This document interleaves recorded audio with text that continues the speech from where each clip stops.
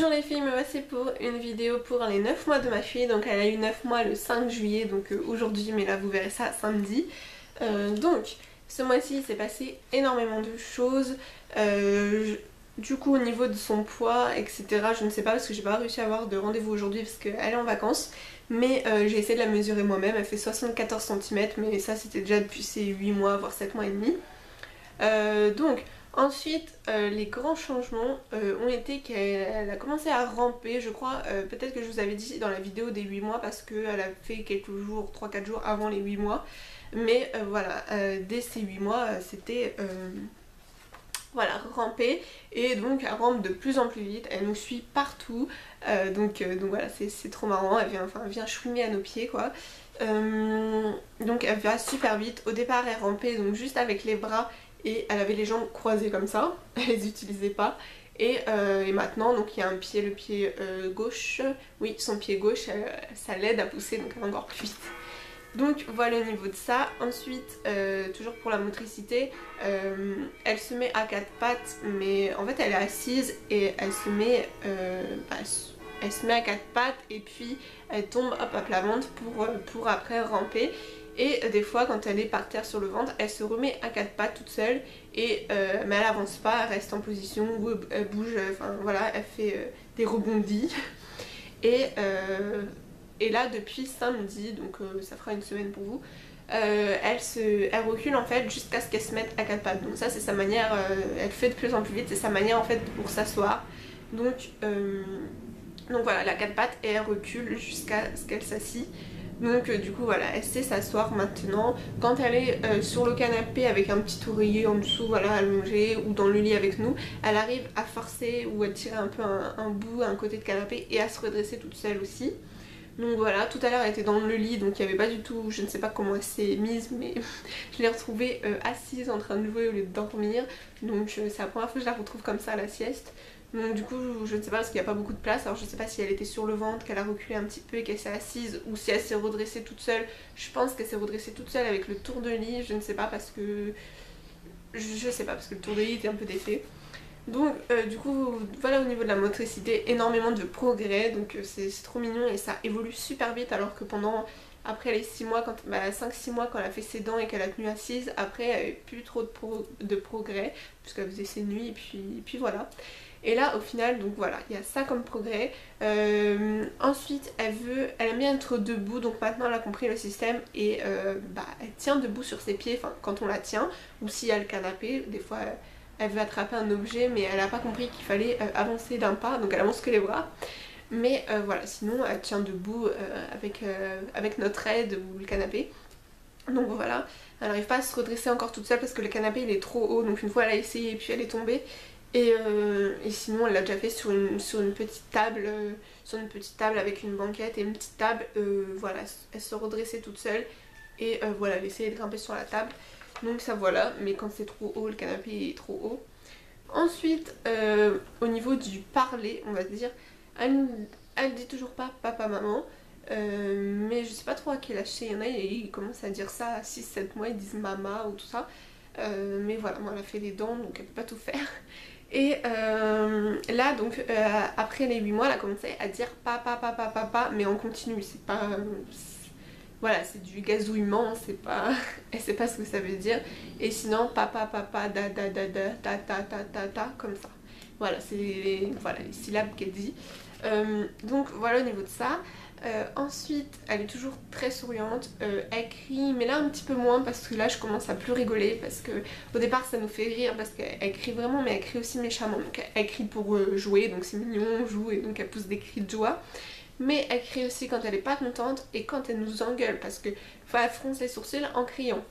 Donc là les premières fois ça fait rire, voilà, c'est mignon, mais là maintenant je rigole plus du tout et donc je lui crie dessus aussi. Je lui dis non et tout, c'est pas bien. Et donc du coup voilà, au départ elle criait encore plus fort et il y a une ou deux fois je l'ai mise dans son lit justement pour lui montrer que bah non, je suis pas d'accord quand elle me crie dessus comme ça. Donc j'ai mise dans son lit, je suis allée la chercher quand elle s'était calmée parce que là c'était une crise pour m'engueuler quoi. Donc elle a un sacré caractère déjà. Et depuis ça va. Des fois elle essaye de crier mais c'est pas méchamment comme froncer les sourcils quand elle fait ça. Maintenant je rigole plus, des fois ça fait rire mais bon. Et il faut pas parce qu'après ça va être quoi, elle va avoir 1 an et demi, 2 ans, elle va nous taper dessus. Donc du coup voilà. Ensuite au niveau des dents, donc elle en a fait 2 autres, pile vers 8 mois je crois, oui, pile, ou 8 mois et 1 semaine je crois, oui 8 mois et 1 semaine, elle a fait les 2 dents à peu près en même temps, enfin il y en a une qui est pas encore, enfin elle est sortie mais à la moitié, depuis, voilà ça fait déjà bien plus de 3 semaines, et du coup l'autre elle est bien sortie, et voilà, donc elle a 4 dents.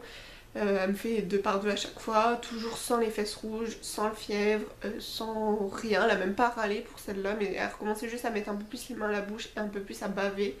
Mais franchement c'était tout. Ensuite au niveau des repas. Au niveau des repas, c'est super bien parce qu'elle mange de tout franchement. Maintenant le fait maison c'est super, donc je lui fais que du fait maison. J'ai des repas de secours si j'ai pas eu le temps de décongeler ou de faire, voilà. Mais sinon elle mange super bien du fait maison, toujours la tétée le matin, des fois 2, enfin après ça dépend, là en ce moment c'était galère, je vous explique après au niveau des nuits. Ensuite le midi, toujours sa purée avec de la viande, donc 200 grammes, 220 grammes.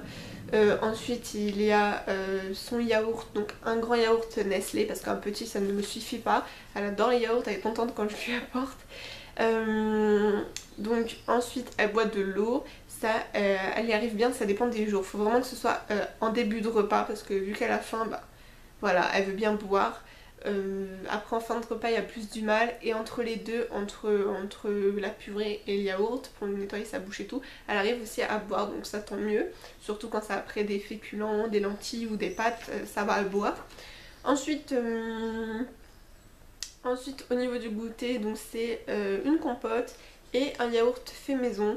Donc la compote c'est pas fait maison pour le moment, et le yaourt c'est fait maison. Donc là en ce moment c'est soit vanille soit citron, et donc ça c'est des gros pots, mais vu qu'au goûter elle a qu'une compote de 100 grammes, c'est 100 grammes je crois les compotes, et du coup bah, ou 130, mais du coup elle a 150 pardon de yaourt fait maison, donc elle le mange super bien. Et donc voilà. Ensuite le soir elle avait une purée de 100 grammes environ, que de légumes ou un peu de féculents, et d'ailleurs j'ai pensé à mettre des féculents à chaque fois parce que je pense que ça va mieux lui remplir le ventre pour qu'elle fasse mieux sa nuit. Et normalement elle avait une tétée après sur le canapé après le repas, mais sauf que bah, vu qu'il fait le jour, il y a la télé machin, elle va regarder un peu partout, et donc elle tète pas énormément. Et ensuite elle a une autre tétée avant de dormir, le petit rituel dans sa gigoteuse, donc dans la pénombre, et là elle me tète super bien jusqu'à ce qu'elle s'endorme. Enfin après elle est à moitié endormie, je la pose, elle est réveillée, elle voit bien, mais voilà, c'est un peu le rituel, c'est la tétée câlin quoi. Et là elle boit bien, donc voilà. Mais du coup là depuis hier justement j'ai essayé de lui donner un yaourt le soir, donc elle a très bien mangé, et j'ai juste fait une tétée en rituel câlin, mais vu que voilà elle veut pas après manger, elle préfère un yaourt. Donc il me reste juste à vous parler des nuits qui ont été catastrophiques ce mois-ci, puisque elle me les faisait depuis ses... elle m'a fait sa première nuit à 4 mois, c'est ça, une semaine avant ses 4 mois ou une semaine avant... si, une semaine avant ses 4 mois, enfin on va dire 4 mois, elle m'a fait ses nuits, et enfin, ça dépendait, il y avait toujours un ou deux réveils, mais voilà. Et depuis ces 6 mois c'est officiel, elle faisait ses nuits, sauf que là avec les grandes chaleurs, elle se réveillait. Et vu qu'il faisait chaud, je lui ai donné la tétée parce que c'est la nuit, le soir, le matin, elle en a plusieurs le matin si elle se lève à 5h, et après elle se relève à 8-9h, je lui redonne parce que ça fait beaucoup pour attendre jusqu'à midi. Donc voilà. Mais là, c'était reparti, elle se levait à 2-3h du matin, voilà, 2-3 fois dans la nuit. Donc je lui ai donné, parce que forcément, comme nous, elle a soif, et au lieu de lui donner de l'eau, peut-être que j'aurais dû, et je lui ai redonné le sein. Donc maintenant, parce que j'allaite pour pas fausser l'allaitement, même si bon, de toute façon j'allaite que le matin et le soir, donc ça ne l'aurait pas faussé, là c'est, on va dire, la fin de l'allaitement. Mais du coup, en fait, c'est un peu une erreur au niveau de ça, parce que là, voilà, elle n'a plus besoin de téter un peu tout le temps, c'est plus à la demande en vrai. Et du coup bah maintenant elle se lève toutes les 2-3 heures, elle se réveillait et donc il n'y avait que le moyen de lui donner le sein pour la rendormir, les câlins ça marchait pas, etc. Donc du coup voilà, et puis donc là ça fait maintenant, bah c'était la nuit d'hier. Elle a voulu, enfin de 5h à 7h, elle s'est réveillée à 5h et impossible de la rendormir jusqu'à 7h. Elle voulait que téter en continu, enfin voilà. Donc du coup, mon copain et moi on en a eu marre, en plus il se levait le matin donc c'est pas facile. Et du coup j'étais obligée de pas la laisser pleurer quoi, parce que ça, voilà, c'est strident les pleurs d'un bébé, ça nous saoule vite. Et donc on s'est dit, on va dormir dans le canapé et puis je vais la laisser pleurer parce qu'il est hors de question que voilà, toutes les 2 heures je me relève pour lui donner le sein. Je sais qu'elle est capable de dormir 7h, 9h d'affilée, donc voilà, si elle se relève à 5h il n'y a pas de souci, si elle me fait 22h, 5h. Mais après si elle me fait 2h, 3h, non, si elle pleure trop j'irai lui donner de l'eau, mais après je la recouche et puis pour dire, lui faire un câlin, lui dire que je suis là, mais voilà. Après le but c'est pas de la laisser hurler 3 heures hein. Mais voilà, souvent au bout de 20-30 minutes après elle se rendormait. Mais là sauf que là elle sait bien où on est. Donc regarde, elle hurle parce qu'en plus elle nous voit bouger dans les couettes parce que bah on a que une chambre. Donc du coup bah nous voit si on bouge et que moi je me cache la tête sous. Voilà, donc elle nous voit et elle hurle encore plus. Donc là au final bah, on a dormi dans le canapé, donc c'est cette nuit là. Et elle m'a fait 22h15 à... Alors moi je me réveille, bon déjà c'est pas terrible dans le canapé, enfin il est confortable quand même mais bon pas trop non plus. Et elle a fait donc 22h15 à 9h30. C'est 9, 10, 11, c'est presque un record, non je crois qu'une fois elle avait fait 12 heures en record d'affilée. Il me semble, pas sûr. Donc du coup voilà, moi je me suis réveillée à 3h, à 5h, je l'entendais pas. Je commençais à avoir peur, je me dis parce que là c'est bien de dormir dans la même chambre, on l'entend s'il y a un souci, voilà on l'entend respirer, etc. Même un visiophone, je suis même pas sûre que t'entends l'enfant respirer, je sais pas, dites-moi ça en commentaire, mais t'entends s'il y a un problème, mais l'enfant respirer quand il dort comme ça, je crois pas que c'est assez sensible au niveau de ça. Et donc du coup dans la chambre ça me permet de l'entendre dès qu'elle bouge, dès qu'elle respire, dès qu'elle tousse, etc. Et là j'entendais rien du tout, je l'aurais entendu pleurer évidemment, je l'entendais. Voilà, je me dis elle pleure pas, c'est bizarre, donc moi je me réveillais régulièrement et à 7h je me suis dit non c'est pas possible, je vais aller voir. Et au final elle dormait super bien, elle ronflait pas mais elle respirait super fort. Donc hop je suis partie dans le lit là et puis je suis restée là.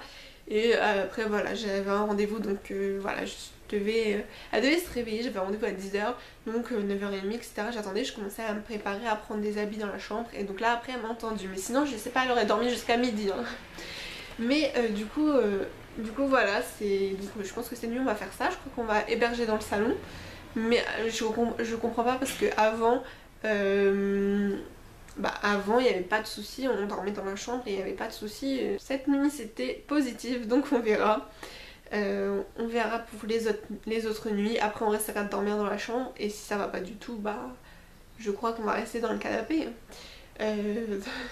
Donc voilà, le plus important c'est son sommeil. Et puis de toute façon ça nous aide pas, hein. Enfin moi je suis KO et puis de toute façon ça nous réveille à chaque fois aussi. Donc voilà au niveau de ça et je crois que je vous ai tout dit. Donc dites-moi vous quelles sont les évolutions de vos bébés à 9 mois ou vers 8-9 mois, 10 mois. Et ce qu'ils mangent surtout le soir, je vous avais demandé aussi sur Instagram. Parce que c'est vrai que je me disais peut-être que ça lui suffit plus qu'elle mange. Donc bon là je l'ai fait un yaourt, elle a fait une bonne nuit et puis on n'était pas dans la même chambre. Donc voilà, je vais continuer comme ça. Et puis on verra. Là, ça fait 3/4 d'heure qu'elle fait une sieste. Bon, elle s'était réveillée il y a un quart d'heure, elle a chouiné 2 secondes et puis apparemment elle s'est rendormie. Mais tout à l'heure, ça y est, elle était assise en train de jouer. Et puis voilà, donc généralement, je vous ai pas dit, mais l'après-midi maintenant, elle me fait 2 heures de sieste l'après-midi. C'est vrai que ça arrive depuis 2 semaines, ça m'arrive. Elle m'a fait son record 2h30, sinon 2 heures. Alors qu'avant, c'était 1h15 au maximum pendant une petite période au début après ces 8 mois, la première semaine par exemple. Et sinon c'était une demi-heure, trois quarts d'heure. Et après elle me faisait une sieste en fin de journée. Là maintenant elle veut plus du tout la faire, mais vu qu'elle me fait 2 heures en début d'après-midi, j'essaye de pas trop la coucher, à part si elle est pénible avec moi et que je la vois bâiller, j'essaye de la coucher. Mais là en général 18h30 ou tout ça, elle pleure. Donc vu qu'elle fait une bonne sieste en début d'après-midi, je me suis dit je vais essayer de pas la mettre à la sieste parce qu'elle joue tranquillement, donc en fin de journée. Et puis pour qu'elle soit plus fatiguée le soir pour mieux dormir. Sauf que les bébés, moins ils dorment, et bah plus c'est la galère. Et c'est ça elle. Sauf que bah là, hier, non, elle a pas fait de sieste en fin de journée, elle voulait pas, elle veut plus la faire. Et bah résultat là, cette nuit, voilà le problème je crois que c'est nous, je sais pas. Elle sent notre présence sous tout ça, alors pourtant c'est la même chose qu'il y a 3 semaines, mais bon. Voilà, je sais pas, on verra les prochains jours. Donc voilà, je vous retrouve pour une prochaine vidéo qui sera la réponse à ma FAQ. Donc si vous l'avez pas vue, allez voir mon ancienne vidéo. C'est pour poser vos questions si vous avez des questions me concernant ma fille ou ce que vous voulez. Donc voilà, dites-moi ça en commentaire. J'ai mis mes lentilles, ça faisait super longtemps. Mais voilà, c'était pour m'habituer un petit peu parce que 6 mois après grossesse avec les hormones etc, je pouvais plus les supporter pendant 6 mois et après je me suis dit je vais attendre un petit peu que ça fasse plus de 6 mois parce que c'est l'ophtalmo qui m'avait dit c'était pendant 6 mois que les hormones jouent et je me suis dit je vais attendre un maximum pour pouvoir après les remettre en juillet pour le mariage. Mais voilà, si vous me suivez sur Instagram vous savez certainement le gros problème qu'on a, enfin j'ai pas envie de parler de ça en vidéo. Mais du coup voilà, ça va être reporté le mariage. Donc j'ai voulu essayer quand même de remettre mes lentilles et je crois que ça se voit, ça me fait un petit peu les yeux exploser. Parce que ça me fait moins flou qu'avant, mais ça me gêne quand même. Enfin ça me pique pas, mais de loin je vois peut-être un peu moins, enfin je sais pas. Et des fois là ça me pèse sur les yeux, peut-être que je suis fatiguée aussi. Mais ça me gêne pas comme avant à me piquer, où c'était impossible et que je voyais flou. Là bon ça peut le faire mais pas trop longtemps non plus. Donc voilà, je vais me réhabituer petit à petit, c'est que la deuxième fois que je les remets. Donc voilà, enfin bref. Je vous retrouve la semaine prochaine pour une nouvelle vidéo donc qui sera la réponse à ma FAQ comme je viens de vous dire.